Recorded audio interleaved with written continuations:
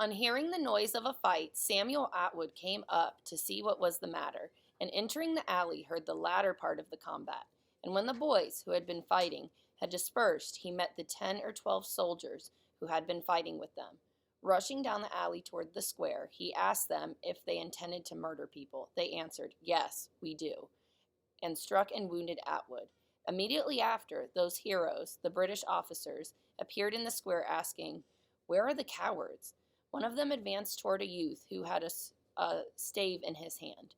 But the young man, seeing a person near him with a drawn sword, held up his stave in defiance, and they quickly passed by him up the little alley to King Street, where they attacked single and unarmed persons until they raised much clamor.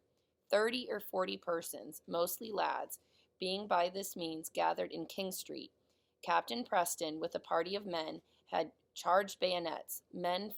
Came from the main guard to the commissioner's house, the soldiers pushing their bayonets, crying, "Make way!" They took place by the custom house, and continuing to push to drive the people off, pricked some in several places, on which they were clamorous, and, it is said, threw snowballs.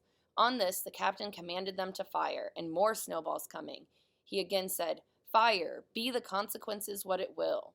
One soldier then fired, and a townsman with a cudgel struck him over the hands with such force that he dropped his firelock, and rushing forward aimed a bow at the captain's head, which grazed his hat and fell pretty heavy on his arm.